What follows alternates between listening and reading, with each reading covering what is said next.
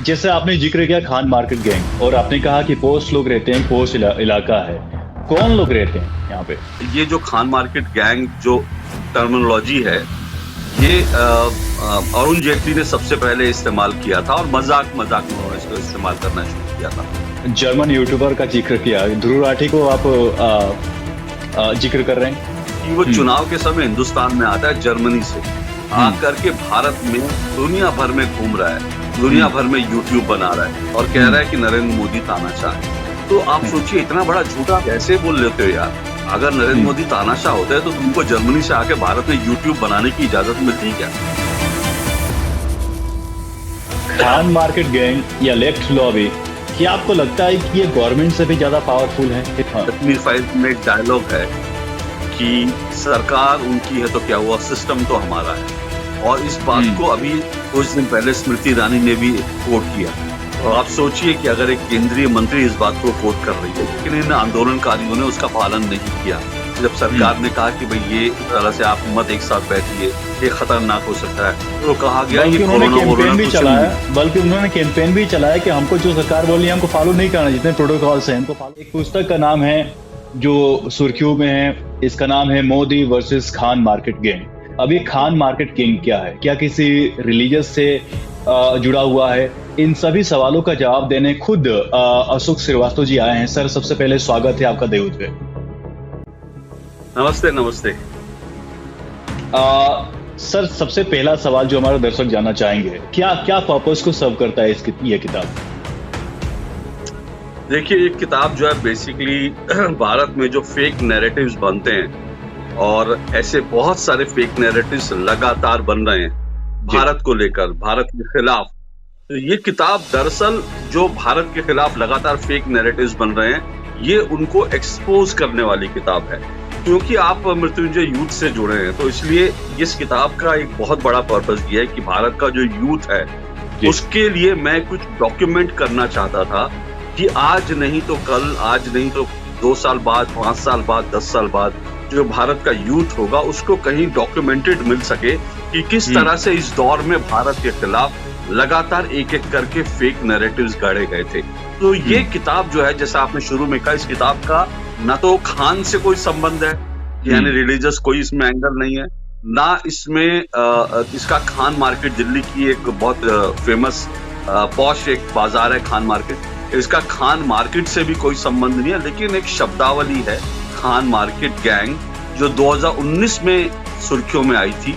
लेकिन उसके बाद जो है ये खान मार्केट गैंग क्यों सुर्खियों में आई, क्या करता है ये खान मार्केट गैंग, किस तरह से फेक नैरेटिव्स गढ़ता है, इन सब को एक्सपोज करने वाली ये किताब है जिसका नाम है Modi versus Khan market gang. और क्योंकि ये जो खान मार्केट गैंग है, इसके जो फेक नैरेटिव्स हैं, मोटे तौर पर इसके निशाने पर प्रधानमंत्री नरेंद्र मोदी रहते हैं और नरेंद्र मोदी को निशाना बनाते बनाते ये लोग जो हैं भारत के को भी निशाना बनाते हैं।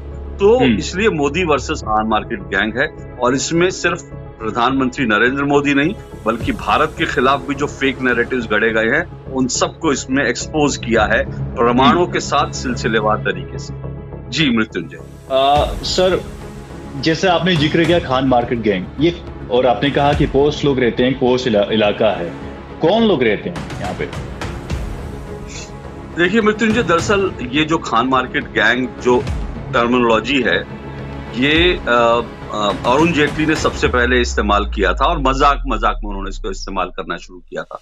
दरअसल क्या था कि ये जो संसद के अंदर एक कैंटीन है, जिस कैंटीन में सभी सांसद जब लंच टाइम होता था वहां पे लंच करने जाते थे। लेकिन भारत में नेताओं का, राजनेताओं का एक इलीट वर्ग है, इलीट वर्ग जो पैसे वाले, जो राजकुमार राजकुमारियां हैं, राजनीति के राजकुमार राजकुमारियां, जिनको विरासत में मिली है ये जो उनको सांसदी, उनको नेतागिरी जो है विरासत में मिली है, रिच परिवारों से हैं।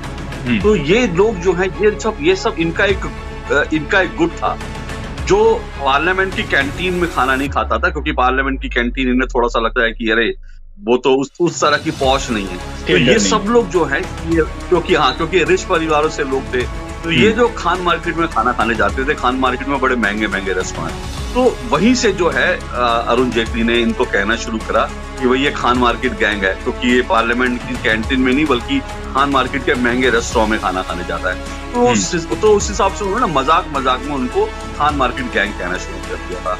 लेकिन 2019 के चुनाव में प्रधानमंत्री नरेंद्र मोदी ने बहुत सीरियस तरीके से इसका इस्तेमाल किया था। आपको अच्छी तरह से मालूम है, प्रधानमंत्री नरेंद्र मोदी लुटियंस मीडिया और इसके अलावा जो है लुटियंस दिल्ली शब्द का इस्तेमाल करते थे। तो ये कह सकते हैं कि उसी तरह का एक टर्मिनोलॉजी थी खान मार्केट गैंग, क्योंकि प्रधानमंत्री नरेंद्र मोदी से 2019 के चुनाव में ये सवाल पूछा गया था। इंडियन एक्सप्रेस ने इंटरव्यू किया तो उनसे पूछा गया कि राहुल गांधी ये कहते हैं कि आपकी छवि वो खराब कर देंगे। तो प्रधानमंत्री नरेंद्र मोदी ने कहा मेरी जो छवि है वो मेरी छवि किसी जो है खान मार्केट गैंग ने नहीं बनाई, बल्कि 45 साल की मेहनत और तपस्या से बनी है। तो कोई खान मार्केट गैंग इसको नुकसान नहीं पहुंचा सकता। तो तब जो है खान मार्केट गैंग, मोदी जी का कहने का मतलब ये था कि एक वो एलीट वर्ग, पैसे वाला जो है वर्ग, जो सत्ता जिनको विरासत में मिली, जो लोग जो हैं बड़े अंग्रेजी बोलने वाले, ये जो वर्ग है, एलीट वर्ग है, पैसे वाला, रिच कम्युनिटी का, लुटियंस दिल्ली से जुड़ा, ये जो वर्ग है उसको उन्होंने कहा खान मार्केट। लेकिन मैंने इस किताब में खान मार्केट गैंग को विस्तार दिया है, क्योंकि मैं ये मानता हूँ कि अब भारत के खिलाफ और नरेंद्र मोदी के खिलाफ जो फेक नैरेटिव्स हैं वो सिर्फ खान मार्केट गैंग के कुछ लोग नहीं, बल्कि नई दिल्ली से लेकर न्यूयॉर्क तक में बैठे लोग बना रहे हैं भारत के खिलाफ फेक नैरेटिव। अगर New York times, Washington post, time magazine जैसे जो है विदेशी पत्र पत्रिकाएं, या फिर कोई दुनिया के किसी कोने में बैठा कोई जर्मन यूट्यूबर, कोई जो है इतिहासकार, अगर वो भारत के खिलाफ फेक नैरेटिव बना रहे हैं, तो मैं मानता हूं कि मैंने इसको चिन्हित किया है कि ये नई दिल्ली से लेके न्यूयॉर्क तक खान मार्केट गैंग है, जो भारत को और भारत के प्रधानमंत्री को बदनाम करने के लिए फेक नैरेटिव्स करता है। तो ये इसका पूरा का पूरा भाव है खान मार्केट गैंग का। जी सर आपने जर्मन यूट्यूबर का जिक्र किया, ध्रुव राठी को आप जिक्र कर रहे हैं? जाहिर सी बात है, जो है वो व्यक्ति जो है वो बाकायदा जर्मनी से चलकर हिंदुस्तान आता है। भारत में चुनाव की घोषणा होती है, चुनाव तो के समय वहां से उठ करके, हाँ नहीं, चुनाव के पहले भी आता रहता, लेकिन मैं इस भाव को समझिए कि वो चुनाव के समय हिंदुस्तान में आता है, जर्मनी से आकर के भारत में दुनिया भर में घूम रहा है, दुनिया भर में यूट्यूब बना रहा है और कह रहा है कि नरेंद्र मोदी तानाशाह है। तो आप सोचिए इतना बड़ा झूठा कैसे बोल लेते हो यार।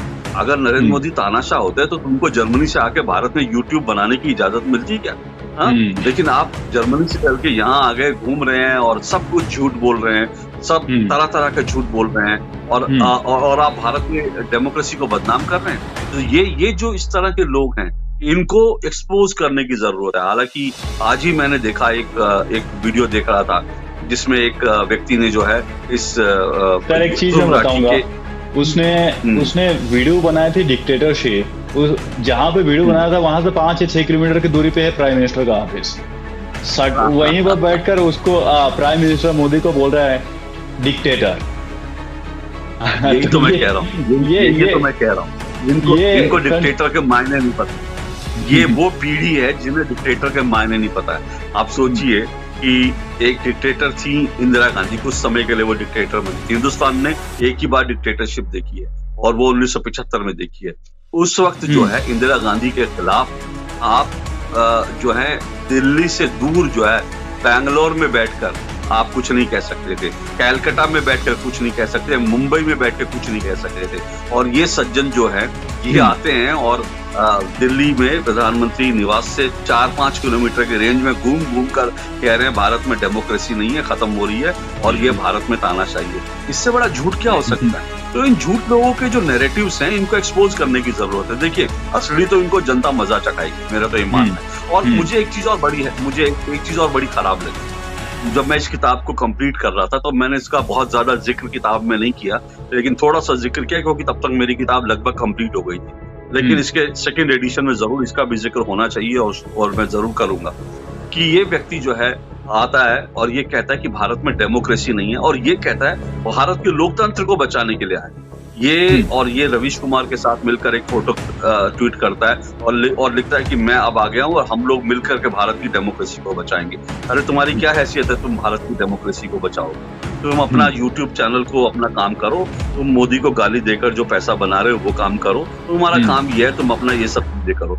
ये भारत की डेमोक्रेसी के, भारत के लोग इतने बेवकूफ नहीं हैं कि किसी एक तानाशाह को आंख मूंद करके स्वीकार कर लें। अगर नरेंद्र मोदी को लोगों ने 10 साल तक जो है दिल्ली का सत्ता सौंपी, इसके पहले 12 साल तक गुजरात में मुख्यमंत्री रहे, तो इसका मतलब अगर पिछले इतने सालों से नरेंद्र मोदी को लोग चुन रहे हैं तो इसलिए नहीं कि वो तानाशाह है। और तानाशाह को लोग, भारत के लोग किस तरह से क्या सबक सिखाना है वो अच्छी तरह से जानते हैं। तो आप जो है भारत में जो है डेमोक्रेसी बचाओगे, तो ये सब चीजें बड़ी बड़ी बचकानी सी कई बार लगती हैं, बचकानी भी लगती है, लेकिन मुझे लगता है ये बचकानी चीजें इसलिए हो रही हैं क्योंकि इनका कहीं ना कहीं सोर्स ऑफ फंडिंग है।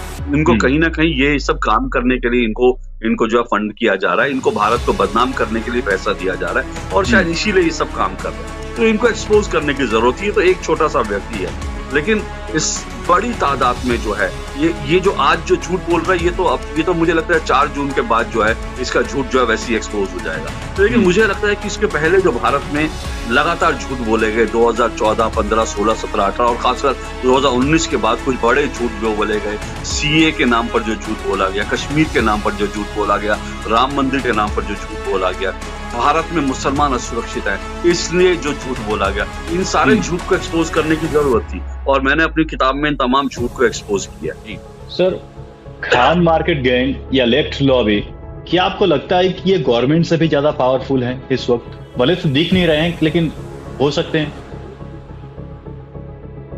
आपने शायद एक फिल्म देखी होगी, उस फिल्म का नाम था कश्मीर फाइल्स। हाँ। कश्मीर फाइल्स में एक डायलॉग है कि सरकार उनकी है तो क्या हुआ, सिस्टम तो हमारा है। और इस बात को अभी कुछ दिन पहले स्मृति ईरानी ने भी कोट किया।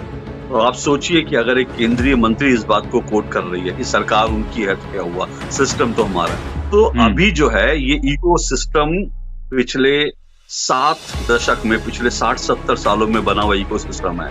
तो ये इकोसिस्टम इतनी आसानी से हिलेगा नहीं। अभी ये इकोसिस्टम इन्हीं का है। अभी भी आज भी आप देख लीजिए, सबसे बड़ा प्रमाण अगर आपको इसको लेकर लेना हो तो नागरिकता संशोधन कानून है, कृषि कानून है। कृषि कानून को सरकार को वापस लेना पड़ा क्योंकि इनका इकोसिस्टम कितना स्ट्रांग था। इन्होंने दिल्ली से लेकर के देश भर में जो है एक ऐसा माहौल बना दिया गया कि ये जो कृषि कानून है ये तो किसानों के बहुत खिलाफ में, और दुनिया भर से इसके सपोर्ट में, मतलब आप सोचिए कि बड़े बड़े सेलिब्रिटीज, बड़े बड़े पॉर्न स्टार वो इसके पक्ष में, इस आंदोलन के पक्ष में ट्वीट कर रहे थे, लिख रहे थे। दुनिया भर का मीडिया इनके पीछे खड़ा हो गया कि भारत में किसानों के ऊपर बड़ा अत्याचार हो रहा है, जुल्म हो रहा है। तो इस तरह की चीज, तो इनका इकोसिस्टम आप समझिए कितना स्ट्रांग है। तो उसके कारण सरकार को ये किसान कानून, जो कृषि कानून वापस लेने पड़े।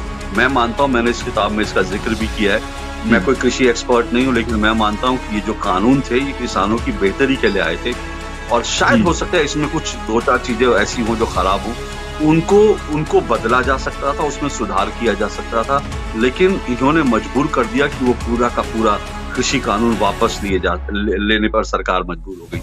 यही इनका इकोसिस्टम है। और इस किताब में मैंने इस बात का भी खुलासा किया है पूरी रिसर्च के साथ। ये जो इकोसिस्टम है, ये लोग लगातार कहते थे कि 700 किसानों की मौत हो गई, 700 किसानों की मौत हो गई, और देखो सरकार की वजह से 700 किसानों की जान चली गई। वो 700 किसानों की जान का नैरेटिव भी फेक था, फर्जी था, जिसका मैंने इस किताब में खुलासा किया है। वो 700 किसान कौन थे, उनकी मौत कैसे हुई, ये मैंने किसानों की, जो कृषि कानून के खिलाफ जो आंदोलनकारी थे, उन्हीं की लिस्ट लेकर के मैंने रिसर्च करके इस बात का खुलासा किया है। और आपको जानकर हैरानी होगी, ये जो 700 किसान कह रहे हैं, इसमें 2 साल का बच्चा है जिसकी रोड एक्सीडेंट में मृत्यु हुई थी। इसमें 12वीं क्लास के 2-3 स्टूडेंट्स हैं जिनकी रोड एक्सीडेंट में मृत्यु हुई थी। तो कोई रोड एक्सीडेंट में किसी की मृत्यु हुई, किसी को हार्ट अटैक हो गया, किसी को कोरोना की वजह से मारा गया, किसी को कोई और बीमारी हुई, और वो सब का सब इन्होंने कलेक्ट करके जिम्मे डाल दिया सरकार के कि सरकार की वजह से 700 किसान मारे गए। तो इनका इकोसिस्टम था कि ये आज तक कहते हैं, सब लोग कहते हैं 700 लेकिन रिस्पॉन्सिबल तो वो हुए ना जो ऑर्गेनाइज कर रहे हैं इस प्रोटेस्ट को। मैं यही तो कह रहा हूँ। देखिए, सवाल ये है, और ये आपने बढ़िया बात पूछी। अब देखिए, आप कोरोना टाइम में एक आंदोलन को करते हैं। और उस समय इस किताब में इसका भी प्रमाण के साथ मैंने खुलासा किया है कि जब ये आंदोलन चल रहा था तो उस वक्त कोरोना फैलना शुरू हुआ और उस वक्त सोशल डिस्टेंसिंग जरूरी थी, लोगों को जो कोरोना के नियम थे उनका पालन करना था। लेकिन इन आंदोलनकारियों ने उसका पालन नहीं किया। जब सरकार ने कहा कि भाई ये इस तरह से आप मत एक साथ बैठिए, ये खतरनाक हो सकता है, तो कहा गया बल्कि उन्होंने कैंपेन भी चलाया कि हमको जो सरकार बोल रही है हमको फॉलो नहीं करना, जितने प्रोटोकॉल्स हैं हमको फॉलो ही नहीं करना। हाँ, यस, उन्होंने कहा था कि हमें सरकार की गाइडलाइंस फॉलो नहीं करनी है, कोरोना गाइडलाइन फॉलो नहीं करनी है, क्योंकि कोरोना नाम की कोई चीज है ही नहीं। ये तो झूठ बोल रहे हैं, ये हमारा आंदोलन को फ्लॉप करने के लिए इस तरह से कहा जा रहा है। और उसके बाद उन्होंने लोगों को बुलाया। बाद में इन सब लोगों ने चुपके से जाके अपने आप को वैक्सीन लगवा ली। तो सवाल उठता है कि कोरोना टाइम में लोगों को बुलाने का, लोगों को इस तरह से आंदोलन करने के लिए मजबूर करने का जिम्मेदार कौन है? तो इन 700 किसानों की मौत का जिम्मेदार कौन है? ये तो देखना ही चाहिए। ये सवाल थोड़ा सा डिटेल में बताएंगे सर कि कितने लोग वाकई मारे? देखिए, इसमें से पूरी जो 700 लोगों की लिस्ट थी, करीब 700 से ज्यादा कुछ लोगों की लिस्ट है। मेरे पास पूरी लिस्ट है, मैंने उसमें रिसर्च करके देखा है कौन कहाँ। उसमें से देखिए, उसमें एक कैटेगरी ऐसी है जो उसमें शायद दो लोग ऐसे हैं जिनकी मृत्यु आंदोलन स्थल पर हुई। लेकिन आंदोलन स्थल पर भी हुई तो पुलिस की लाठीचार्ज उनको नहीं हुआ, पुलिस की गोली से वो नहीं मरे। एक ने सुसाइड की, एक को कोई हार्ट अटैक हुआ था या कुछ हुआ था। आंदोलन स्थल पर सिर्फ 2 लोगों की मौत हुई। बाकी तमाम लोग जो हैं वो अपने गांव में, कहीं सड़क पर, कहीं रास्ते में, कोई रोड। इसमें एक बड़ी तादाद ऐसे लोगों की है जो रोड एक्सीडेंट में मारे गए। तो इसको इन्होंने कैसे लिख दिया? इन्होंने लिख दिया कि वो फलाना व्यक्ति जो है वो आंदोलन में आ रहा था और आंदोलन में आते हुए उसका रोड एक्सीडेंट हो गया, इसलिए वो आंदोलन में मारा गया किसान। या वो आंदोलन से जा रहा था इसलिए। अब ये कौन चेक करेगा कि वो आंदोलन में आ रहा था किसान? या मैं कहता हूँ एक भी व्यक्ति की मौत जो है वो दुखद है, लेकिन आप किसी की मौत का इस तरह से तमाशा बना रहे हो जब आप ये कहते हो कि वो जी आंदोलन में आया था, आंदोलन से जा रहा था। तो उसके बाद फिर इन्होंने एक बड़ी तादाद ऐसे लोगों की है जिनकी मृत्यु जो है अपने गाँव में हुई, अपनी जगह पे। लेकिन उसको इन्होंने क्या कह दिया कि जी ये आंदोलन में आया था, 2 दिन पहले आंदोलन से गया था और इसकी बीमारी के कारण मौत हो गई, इसलिए आंदोलन के कारण इसकी जान गई, इसकी जान जो है सरकार के कारण गई। फिर इसमें बड़े सारे नाम ऐसे हैं जिनके बारे में कोई जानकारी नहीं, सिर्फ नाम लिखा है और कई जगह तो किस दिन मौत हुई वो डेट तक नहीं है, मौत के कारण का जिक्र नहीं है, कहाँ का रहने वाला उसका जिक्र नहीं है। लेकिन लिस्ट बनानी थी, कहीं से कोई खबर उठाई कि एक व्यक्ति कहीं मर गया, किसी अखबार में, किसी सोशल मीडिया साइट पर आई, वो उठाया, वो चिपका दिया कि हाँ जी मौत हुई। तो इस तरह से पूरी की पूरी जो लिस्ट है एक फर्जी लिस्ट है। लेकिन इनका नैरेटिव इतना स्ट्रांग है, इनका इकोसिस्टम इतना स्ट्रांग है कि इन्होंने इस तरह की चीजें बना दी। मैं फिर कह रहा हूँ कि एक भी व्यक्ति की मृत्यु जो है वो दुखद है, लेकिन सवाल यह है कि इन लोगों की मौत के जिम्मेदार कौन है? या वो लोग नहीं जिनको भड़का कर, बहला फुसला करके जो है आंदोलन में लाए थे बिना सोचे समझे कि भाई इसका अंजाम क्या होगा। ये सब चीजें हैं जिनकी मुझे लगता है जांच होनी चाहिए। जी, ये आपने बहुत सही कहा कि क्या उनकी जांच नहीं होना चाहिए जो ऑर्गेनाइज कर रहे हैं, क्योंकि बहुत सारे ऐसे इंटरव्यूज भी वायरल हैं जो जिन्होंने आंदोलन में भाग लिया उनसे पूछा गया कि क्यों आए हो, क्या है बिल, उनको कुछ भी नहीं मालूम था। जो बेसिक सवाल होते हैं वो भी नहीं, लेकिन वहां पे आ चुके थे। तो ये सीधा इसमें एक व्यक्ति जो है इलेक्ट्रीशियन है, एक जो व्यक्ति है उसका किसानी से कोई लेना देना नहीं, वो इलेक्ट्रीशियन है।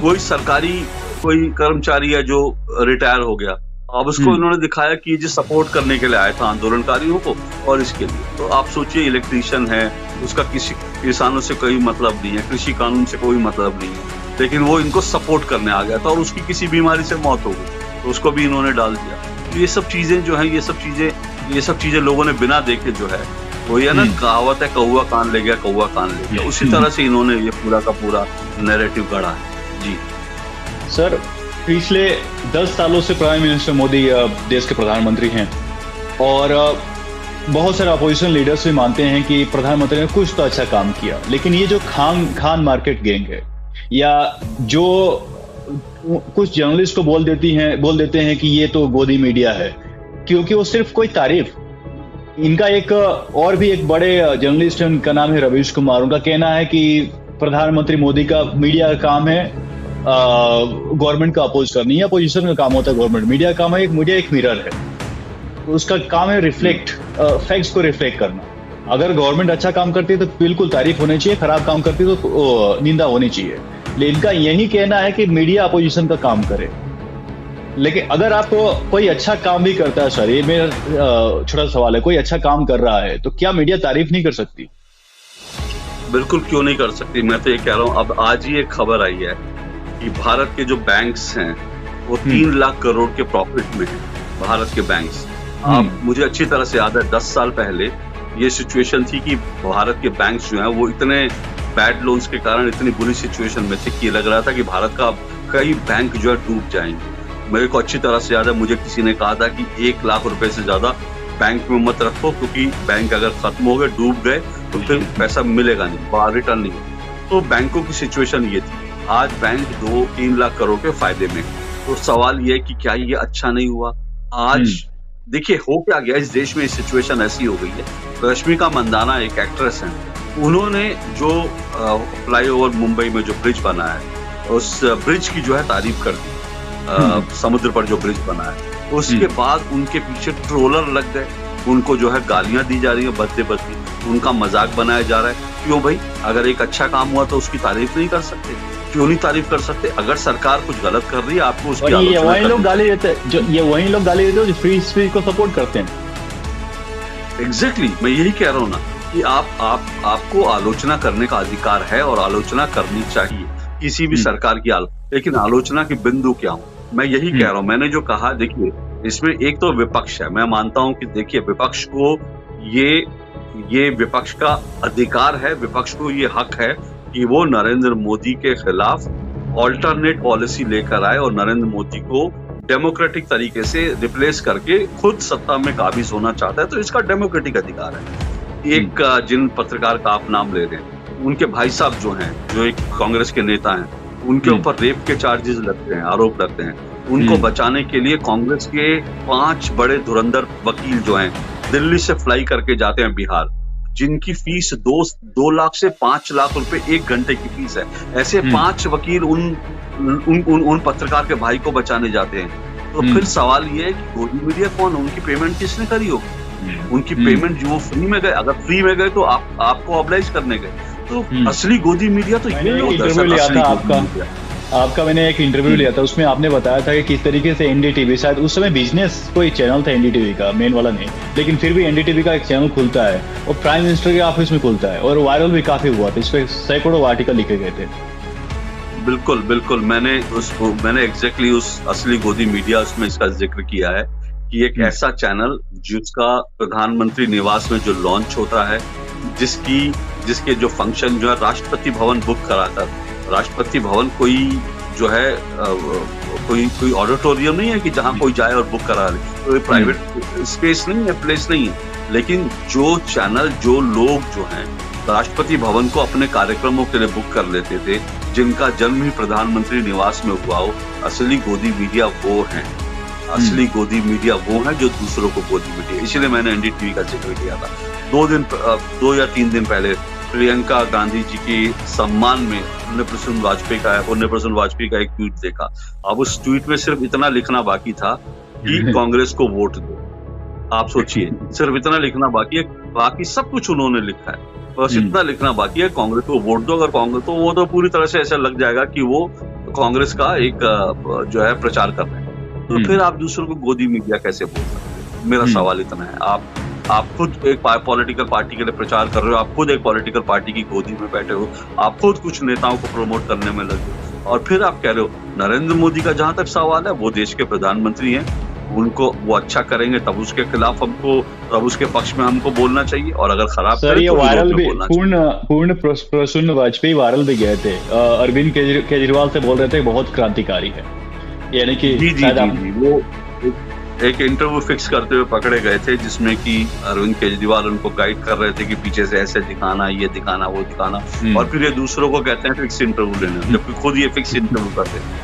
तो ये जो है दोहरे मापदंड नहीं होने चाहिए। कम से कम इतनी ईमानदारी रखिए ये दोहरे मापदंड नहीं, आप कम से कम जो कह रहे हैं उस पर तो आप टिके रहिए। और जैसे मैं मानता हूँ, मेरा पर्सनली मानना, और मैं इस बात को बार बार कह भी चुका हूँ, मैंने खुलकर कहा भी है, मुझे लगता है कि हाँ, बीजेपी को बृजभूषण शरण के बेटे को टिकट नहीं देनी चाहिए थी।